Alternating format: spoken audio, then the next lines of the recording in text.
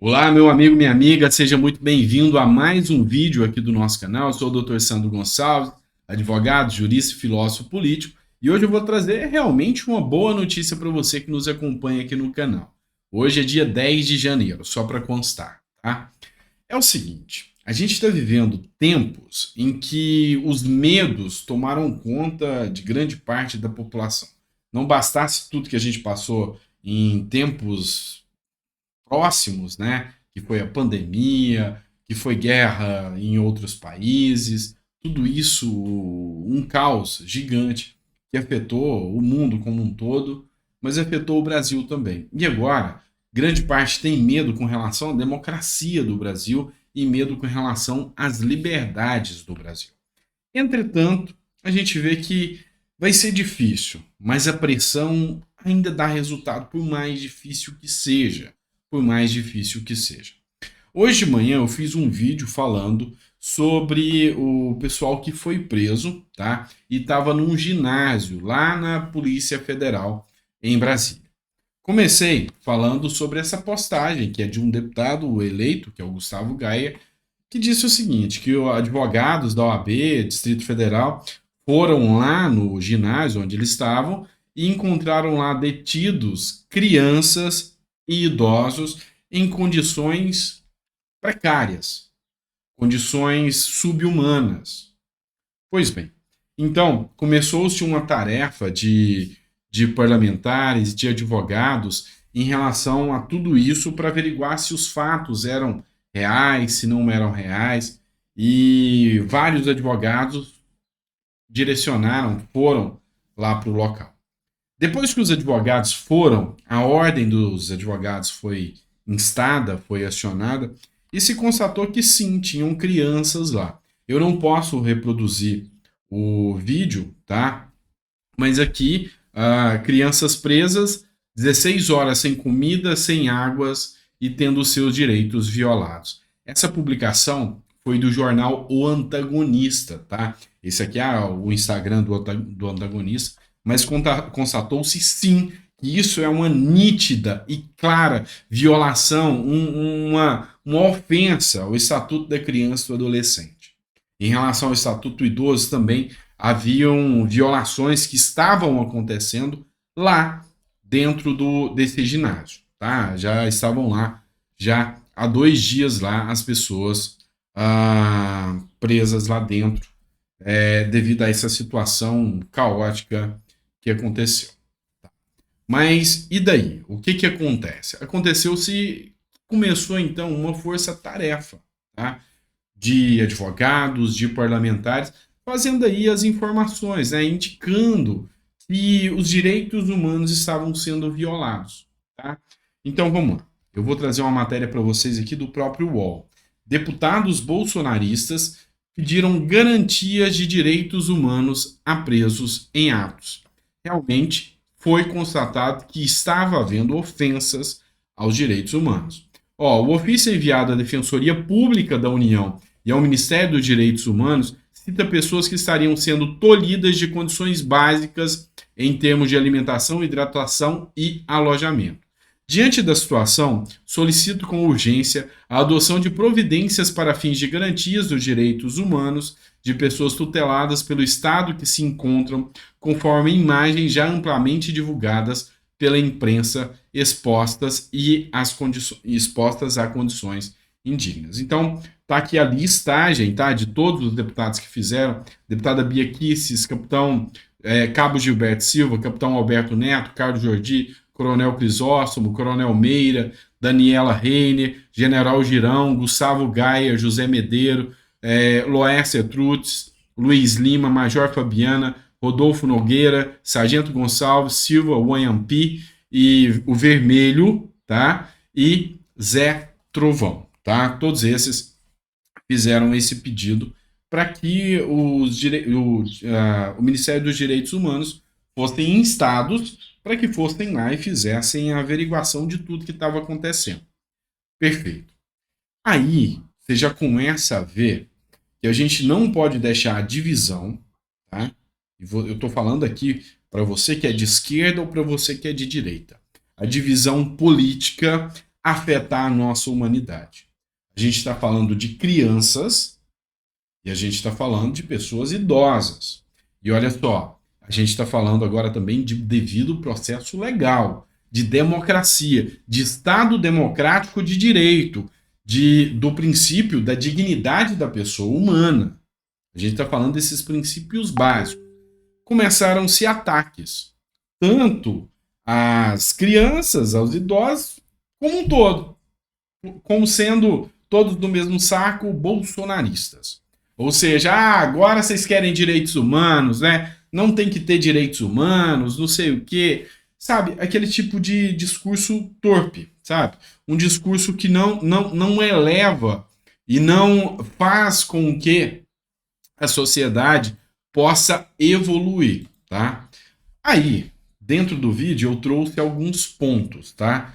Tendo em vista que hoje o PT é o partido que está na liderança do país, do governo, dentro do site do partido, do PT, tá aqui, tem várias pautas dizendo sobre aplicação e violações de direitos humanos. E eu peguei um artigo feito dentro do site do PT, chamado de Artigos por Elas, tá? E foi a Linei Pereira, que é a dirigente do PT de Sergipe, que escreveu Direitos Humanos, Declaração de Igualdade e Dignidade de Todos os Povos, tá?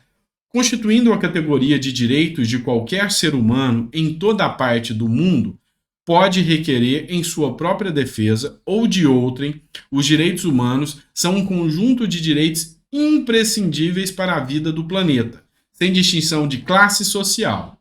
Não tem distinção de classe social, não tem distinção de cor, não tem distinção de gênero, não tem distinção de nacionalidade, de religião, de orientação sexual ou de qualquer tipo, e aqui eu incluo idade, incluo também orientação política, tá? Então, não pensem que esse discurso eles e nós, eles e elas, tem que prosperar. Tá errado. Tá errado. E a gente, se quer evoluir como sociedade, tem que começar a entender que as pessoas como um todo precisam sim, tá? De condições dignas e de que os princípios básicos da democracia sejam observados, tá? E aqui, na pesquisa aqui, a gente vê que o PT é realmente um ferrenho lutador pelos direitos humanos, e eu preparei uma matéria aqui. Olha só a ironia do destino.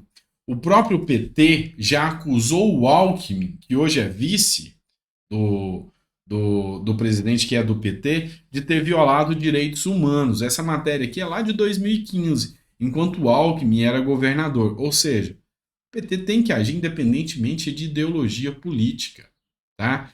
Então, quando a gente fala de direitos humanos são de pessoas humanas e não de pessoas humanas de esquerda ou de pessoas humanas de direita. Lógico, devido processo legal deve ser inferido, as pessoas que cometeram os atos de violência devem ser punidas. Eu sou totalmente favorável, eu sou contrário à violência, mas acho que tudo tem que ser na hora certa. Esse revanchismo e esse espírito de vingança apresentado por Flávio Dino não se adequa ao país que nós queremos, tá? Então, tá errado, totalmente errado, e tem que ter sim, um confrontamento democrático e na base do diálogo sobre isso. Então, fizeram certo os deputados que fizeram o pedido e instauraram ali o Ministério dos Direitos Humanos, tá? O MDH, para que atuasse, tá? Tá, mas e aí, doutor Santo? E aí que aconteceu, tá? A pressão popular dá certo, tá? Após a invasão em Brasília, Direitos Humanos diz que monitora a situação dos golpistas presos. Isso aqui é do Band de Jornalismo que eu trouxe para vocês. Ele só passou a instar, tá? Só passou a instar e preocupar com as situações depois das denúncias e depois da pressão pelos parlamentares. Então, eu quero abrir um parêntese gigante para você que é bolsonarista, para você que é direita, mas não é bolsonarista, ou até para você que é esquerda que está me assistindo aqui. Presta atenção no seguinte: o que temos para agora? Fazer oposição àquilo que é errado. Esse é o caminho. E quando se tem pessoas em situação indigna, isso é o errado. E tem que ser feito. Deixa eu ler o trecho da matéria aqui para vocês. Após os vídeos circularem nas redes sociais com informações sobre a morte de uma pessoa no ginásio da academia, que foi constatado depois que era fake news, né? Para onde extremistas foram encaminhados na triagem da segunda-feira, o Ministério dos Direitos Humanos e Cidadania afirma que monitora a situação dos presos. A pasta, no entanto, defendeu a postura adotada pelo presidente da República, Luiz Inácio Lula da Silva, e pelo chefe dos demais poderes, no sentido de dar aos atos golpistas e à frustrada tentativa de abolição do Estado Democrático de Direito o mais rigoroso tratamento nos termos da lei e da Constituição Federal. Concordo. Os atos que foram feitos de forma ilegal têm que ser apurados. Mas pegar pessoas por supostamente, tá? E não funciona assim. Supostamente essas pessoas estavam nesses atos e enfiá-las dentro de um ginásio, isso não é, nunca foi, nem vai ser qualquer procedimento padrão. Tá? Então aqui, data máxima vênia, eu tenho que discordar do diretor do Direitos Humanos, que é o jurista também. Não é assim que funciona. Não é assim que tem que ser. Tem que ser certo. Tem que ser certo para os dois lados. Esse é o caminho. Mas enfim, como eu disse, tem uma boa notícia no final de tudo isso, tá?